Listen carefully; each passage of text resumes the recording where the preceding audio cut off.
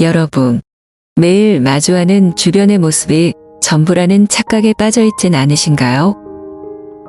가난하거나 병든 이, 부유하거나 고귀한 이는 언뜻 서로 다른 세계에 속해 보이지만 부처님께서는 그 모두가 하나의 바다에 떠 있는 파도라고 일러주셨습니다.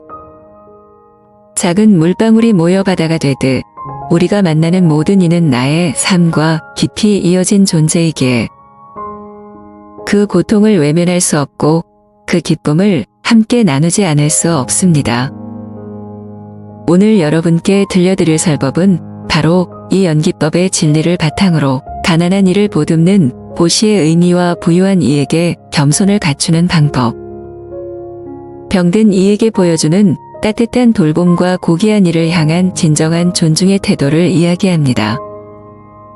석가모니께서는 모든 이는 공성의 형상으로서 선과 악, 부와 빈, 건강과 병 사이에 고정된 분리는 없다고 하시며 우리 안에 뿌리 깊게 자리한 분별심을 과감히 내려놓을 것을 권하셨습니다.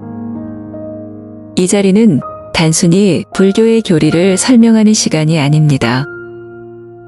눈앞에 한 사람, 한 상황에 머무르지 않고 그 이면에 숨겨진 인연과 무상의 진실을 꿰뚫어 보는 통찰의 연습장입니다.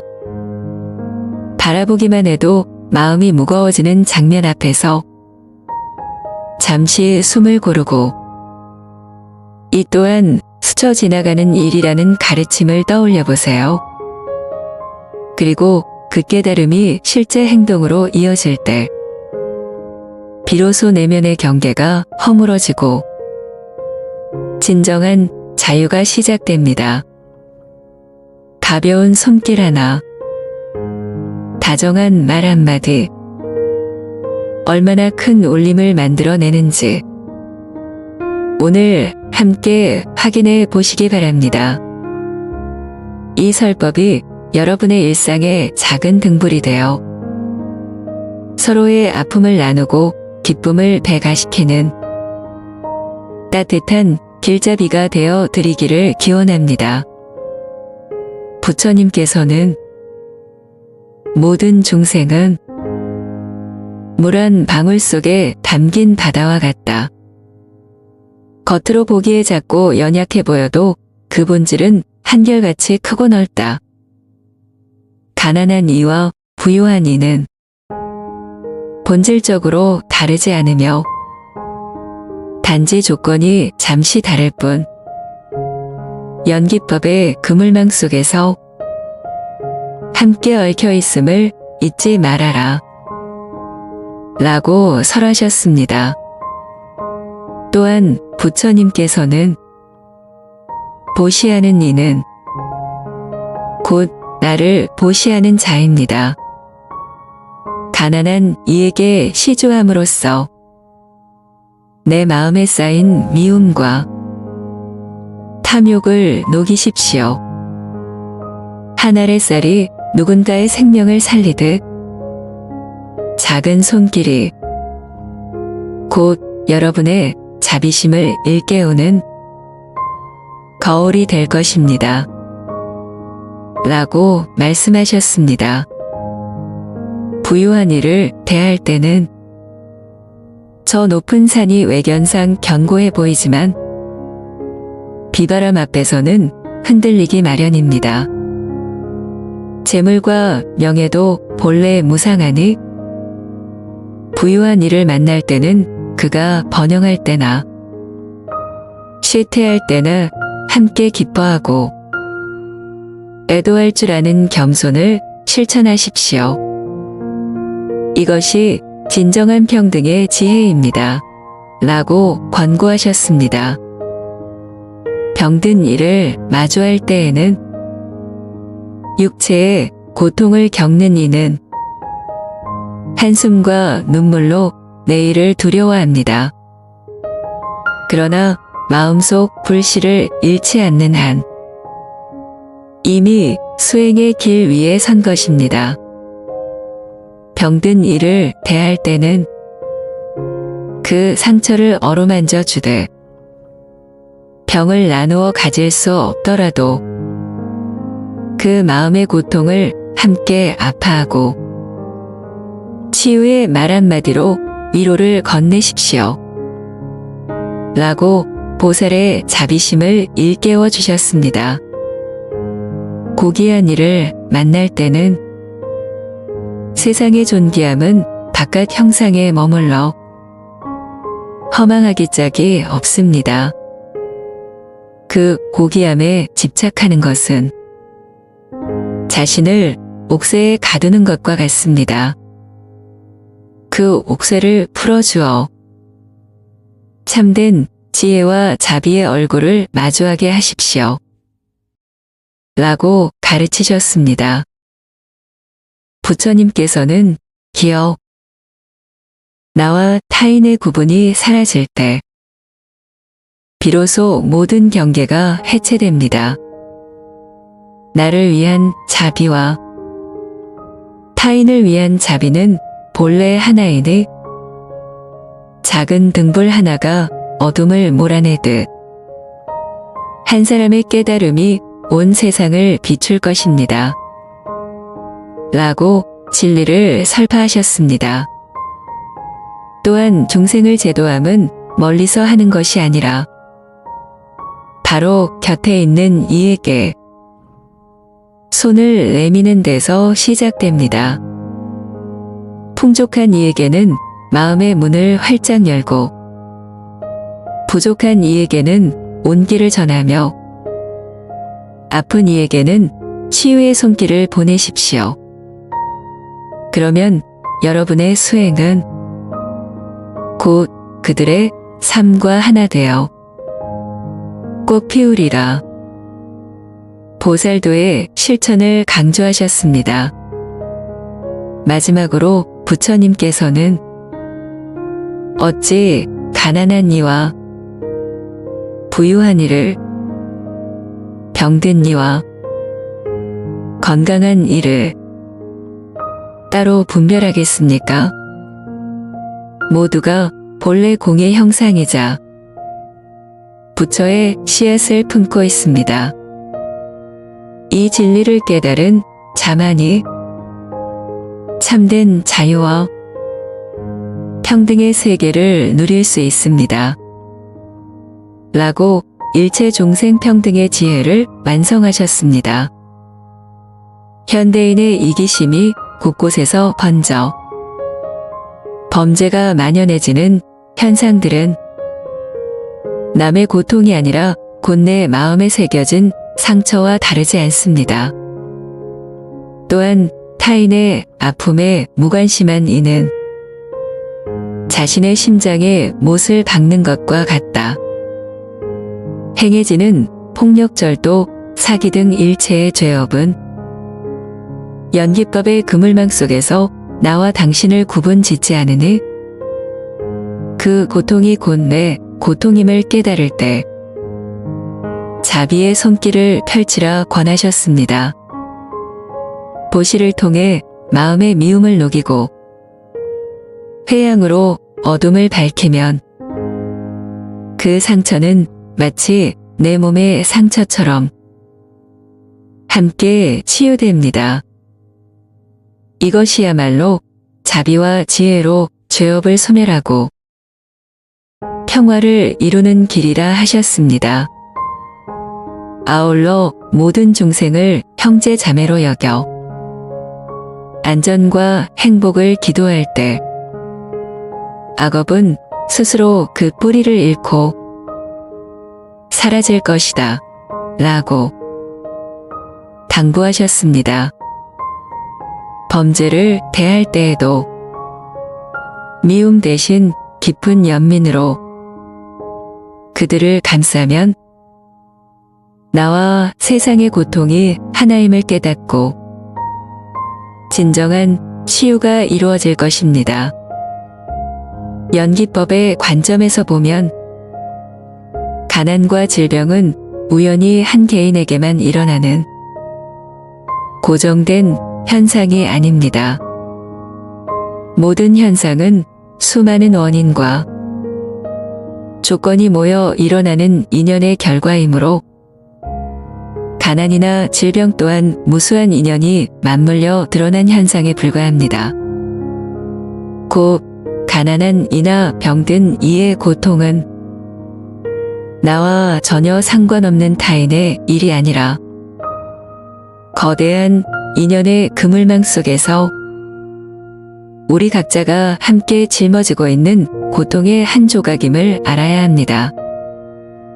부처님께서는 이와 같은 연기법의 깨달음을 바탕으로 자비심을 설파하셨습니다. 자비심이란 타인의 고통을 내 자신의 고통처럼 받아들이고 그 괴로움을 덜어주기 위해 기꺼이 손을 내미는 마음입니다. 아픈 이를 돌보라. 는 부처님의 말씀은 곧 나의 괴로움을 덜기 위해 타인의 아픔을 외면하지 말라는 당부이기도 합니다. 가난하고 병든 이는 우리 사회의 연기적 관계망 안에서 함께 연결된 존재이므로 그들을 돌보는 일은 곧 나 자신의 몸과 마음을 돌보는 일이 됩니다. 먼저 보시의 실천이 그 핵심입니다. 부처님께서는 보시하는 이는 곧 나를 보시하는 자 라고 설하시며 작은 시조와 친절한 돌봄이 내 안의 탐욕과 미움을 녹이고 자비심을 꽃피운다고 하셨습니다. 쌀 한 톨, 따뜻한 말 한마디, 손수 챙긴 약한 알은 물 한 방울 같지만 그 하나하나가 모여 파도를 이루듯 자비의 바다를 일구게 됩니다. 이를 통해 우리는 나만 잘 살면 된다는 이기적 마음에서 벗어나 보살행의 길로 한 걸음 내디딜 수 있습니다. 둘째, 중도의 수행을 권합니다. 가난한 이를 돌보느라 내 삶이 피폐해지거나 반대로 부지런히 절하고 보시만 일삼아 스스로를 혹사시키는 극단은 중도의 길이 아닙니다. 부처님께서는 어느 한쪽에 치우치지 말라 하시며 나 자신과 이웃 모두를 살피는 균형 잡힌 삶을 강조하셨습니다. 적절한 자기 돌봄과 휴식을 병행하며 꾸준히 수행하고 자비행을 실천할 때 비로소 지속 가능한 보살행이 완성됩니다. 셋째, 지혜의 마음을 동반해야 합니다. 연기법의 깨달음을 통해 가난과 질병은 고정된 악이 아니다 라는 지혜를 얻을 때 돌봄은 동정이나 연민의 구호를 넘어 삶을 바꾸는 진정한 자비가 됩니다. 타인을 도우면서도 내가 베푼다는 교만에 사로잡히지 않도록 색즉시공 공즉시색의 진리를 가슴에 새기십시오. 마지막으로 이러한 실천은 곧 나 자신의 해탈로 이어집니다. 부처님께서는 나와 타인의 경계가 사라질 때 비로소 참된 자유가 온다라고 설하셨습니다. 가난하고 병든 이를 돌보고 부유하고 건강한 이를 향해 겸손과 존중을 실천할 때 우리는 분별심의 울타리에서 벗어나 무아와 평등의 세계를 경험하게 됩니다. 이와 같이 상황이 어려운 이들을 보살피는 일은 단순한 선행이 아니라 연기법과 자비심이 어우러진 불교 수행의 핵심입니다. 작은 보시와 꾸준한 실천, 그리고 지혜로운 균형감을 통해 나와 타인의 고통을 함께 치유하는 참된 보살의 길을 걸어가시길 서원합니다. 가난하거나 병든 이들을 외면하고 멀리할 때 우리 마음속에는 무명의 어둠이 짙어지게 됩니다. 불교에서는 모든 중생이 연기의 그물망 속에서 서로 얽혀 있음을 가르치기에 타인의 고통을 외면하는 순간 나와 그들 사이에 허망한 경계를 공고히 하는 것입니다. 첫째로, 자비의 씨앗을 거두어 들임으로써 내면의 메마름이 깊어집니다. 자비는 타인의 아픔을 나의 아픔으로 받아들이는 능력인데 그 능력을 닫아버리면 우리 마음은 차갑고 단절된 바위처럼 굳어집니다. 이는 곧 내가 스스로 만드는 감정의 감옥이자 평화를 가로막는 장벽이 됩니다. 둘째로, 보시에 복덕을 쌓을 기회를 스스로 포기하는 행위입니다. 보시는 단순한 물질적 나눔을 넘어 내 탐욕과 어리석음을 내려놓는 수행으로 가난한 이와 함께함으로써 내 안의 집착을 녹이는 길입니다. 이를 멀리할 때 우리는 업의 고삐를 더욱 죄어 고통을 반복하는 악순환에 스스로 갇히게 됩니다. 셋째로, 무아의 지혜를 닫아버리는 결과를 낳습니다. 불교에서는 나와 타인의 경계가 모두 마음이 만들어낸 허상이라고 보는데 가난한 이나 병든 이를 멀리함으로써 나는 선한 존재, 그들은 열등한 존재라는 분별심이 더욱 강화됩니다. 이는 곧 나만의 견고한 자아에 집착하는 결과로 이어져 진정한 자유와 평등의 깨달음으로부터 멀어지게 만듭니다. 마지막으로, 이러한 태도는 공동체의 조화와 평화를 깨어버립니다. 불교의 중도는 어느 한쪽에도 치우치지 않는 균형 잡힌 삶을 뜻하는데 약자에 대한 외면은 이 균형을 깨트려 사회적 갈등과 분열을 심화시킵니다. 결국 나와 타인은 분리된 개체가 아니라 하나의 연기적 존재임을 잊고 자신조차 고립된 고통 속으로 내모는 것입니다. 가난하고 병든 이를 가까이하며 보살피는 일은 곧 내 안의 무명을 밝히고 자비와 지혜를 일깨우는 수행입니다.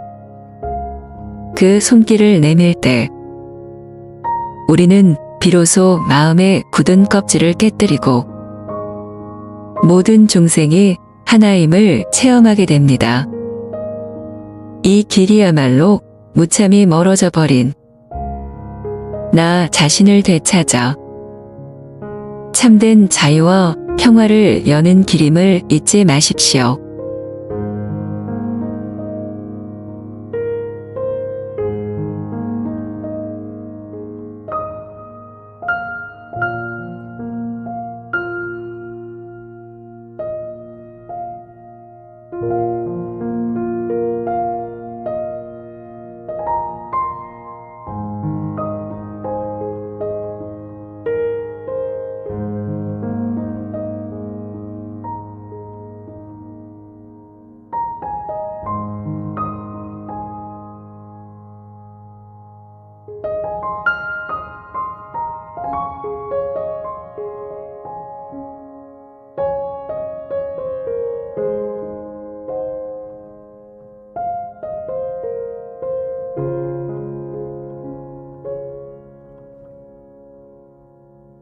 불교는 인간의 본질적인 평등성을 매우 중요하게 여깁니다.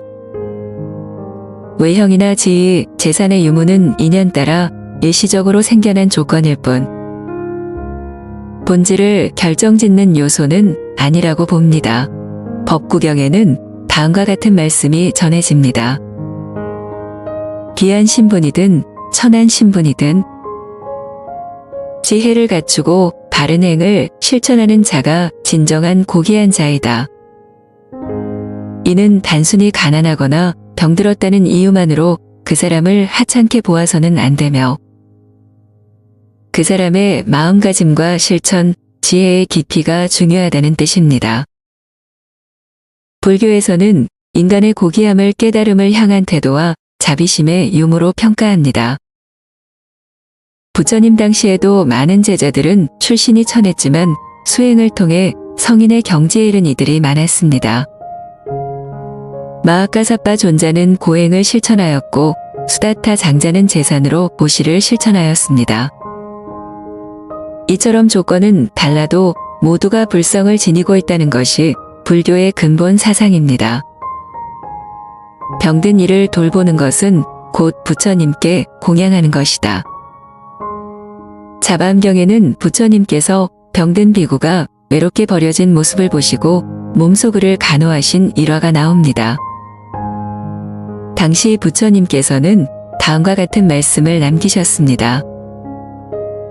병든 이에게 공양하는 것은 곧 나에게 공양하는 것이니라. 이 말씀은 단순히 병을 고쳐주는 행위를 넘어서 고통받는 이를 향한 자비의 실천이 곧 수행이며 공덕이 된다는 깊은 메시지를 담고 있습니다. 부처님은 가난하거나 병든 이를 외면하는 것을 진정한 불자의 태도가 아니다라고 꾸짖으셨습니다.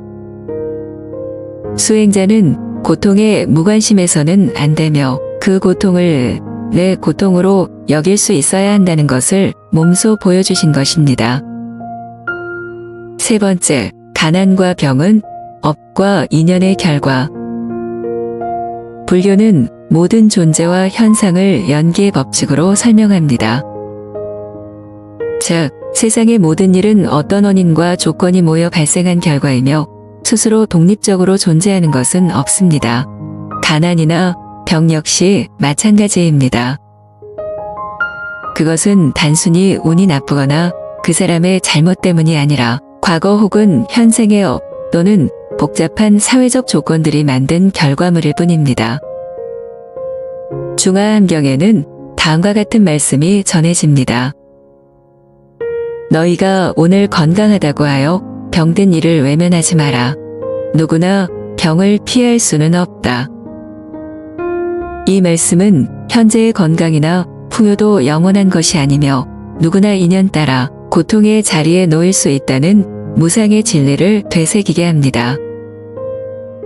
따라서 가난하거나 병든 사람을 보고 나는 다르다는 분별심을 갖기보다는 나도 그럴 수 있다는 겸손한 태도와 연민의 마음을 지녀야 합니다. 이것이 불교에서 말하는 바른 견해입니다. 네 번째, 병을 통한 자각. 유마경은 불교의 대승경전 중 하나로 병과 고통을 깨달음의 기회로 삼는 지혜가 강조되어 있습니다. 이 경전의 주인공 유마고사는 병을 앓고 있음에도 불구하고 지혜가 뛰어나며 많은 보살과 제자들을 일깨우는 인물로 묘사됩니다. 그는 말합니다. 내가 병든 것은 중생이 병들었기 때문이다. 중생이 병에서 벗어나야 나도 병에서 벗어날 수 있다.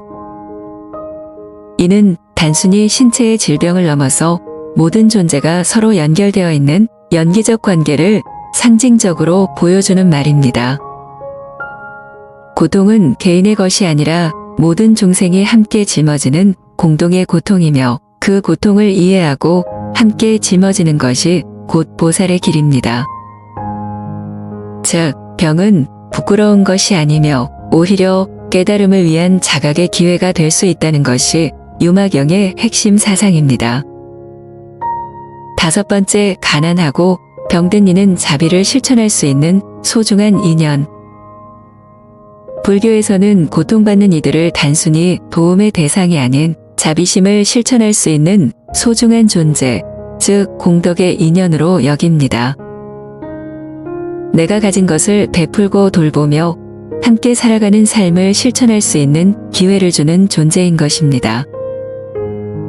보살 행론에서는 다음과 같은 구절이 나옵니다. 고통받는 중생이 있기에 보살의 자비심이 존재하며 중생이 없다면 보살도 존재할 수 없다.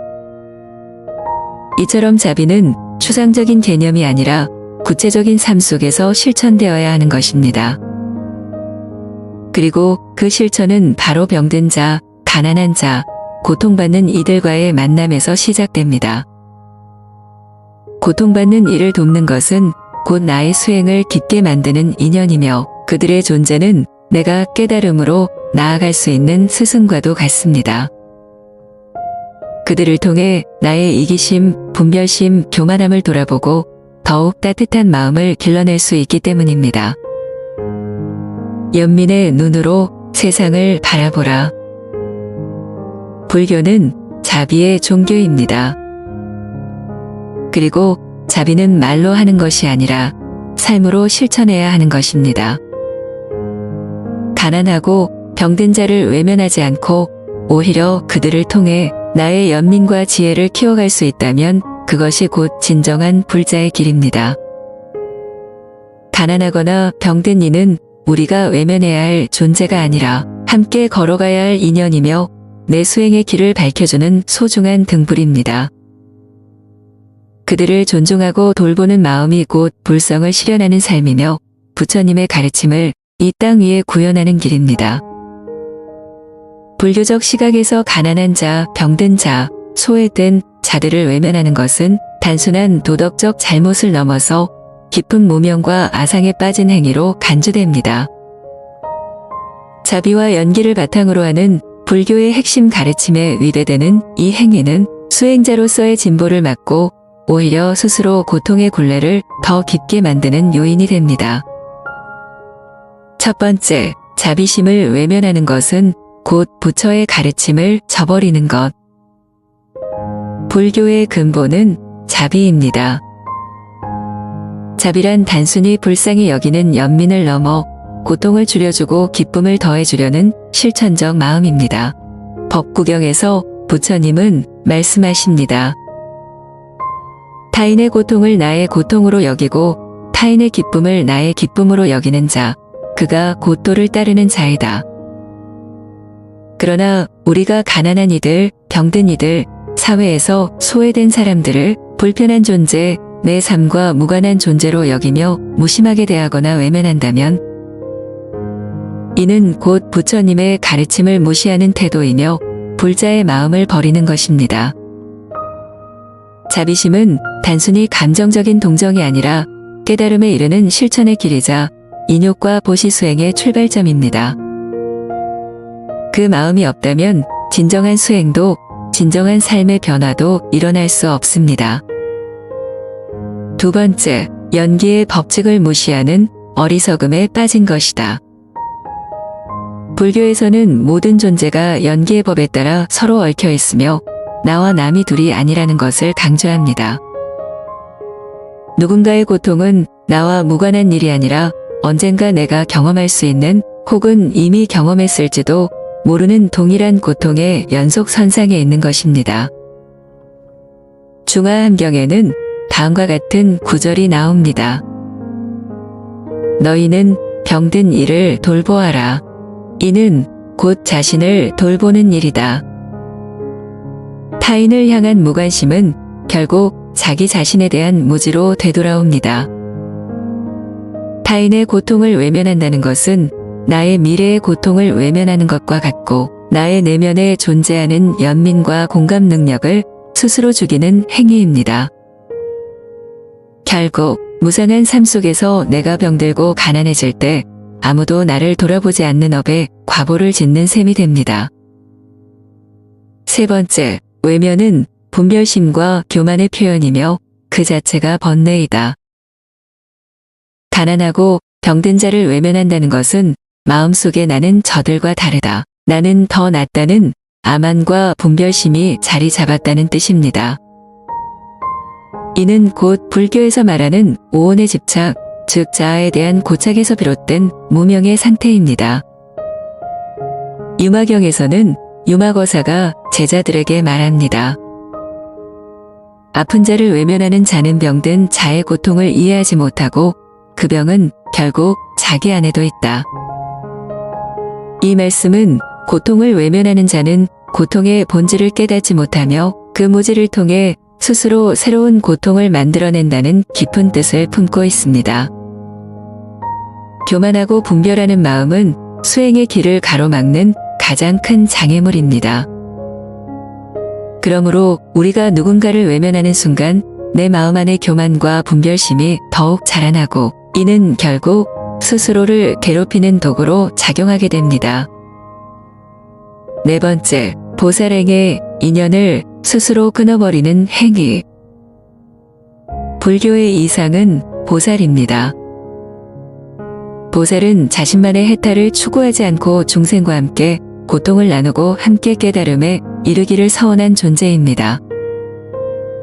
보살의 길은 언제나 고통받는 이들과의 인연 속에서 열리며 그들을 통해 자비심을 기르고 업장을 소멸하며 진정한 수행의 길을 걷게 됩니다. 보살 행론에서는 다음과 같은 구절이 있습니다. 중생이 없으면 보살 행도 존재하지 않는다. 가난한 자, 병든 자, 소외된 자는 보살행의 대상이자 나의 수행을 가능하게 해주는 가장 소중한 인연입니다. 그러나 그들을 외면하게 되면 곧 나의 수행의 기회, 공덕을 쌓을 기회, 자비심을 키울 기회를 스스로 끊어버리는 것입니다. 이는 단지 불선한 행위에 머무는 것이 아니라 불교의 핵심을 저버리는 어리석음이며 보살행을 할 수 있는 귀한 인연을 놓쳐버리는 커다란 손실이라 할 수 있습니다. 다섯 번째 외면은 결국 내 삶의 고통으로 되돌아온다. 불교는 인과와 업의 법칙을 매우 중시합니다. 내가 어떤 행위를 했는지는 반드시 결과로 돌아오며 그 결과는 시간과 방식은 다르더라도 피할 수 없는 과보로 작용합니다. 내가 누군가를 외면하고 무시하고 멀리했던 과거는 언젠가 누군가로부터 외면받고 무시당하는 미래로 되돌아오게 됩니다. 선생경에서는 다음과 같이 말합니다. 타인을 짓밟는 자는 자신도 짓밟히게 되고 타인을 외면하는 자는 자신도 외면당하게 된다.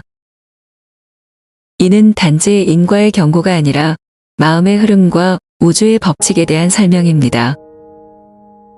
우리가 무시하거나 방치한 그 마음의 씨앗은 자신 안에 어두운 감정을 만들어내며 결국 그 어둠이 내 삶을 덮는 번뇌와 괴로움으로 자라나게 되는 것입니다.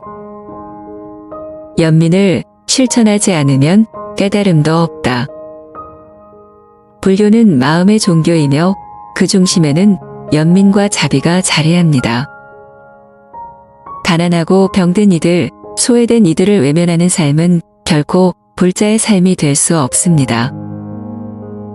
외면은 타인을 밀어내는 동시에 나의 본성 또한 밀어내는 행위입니다.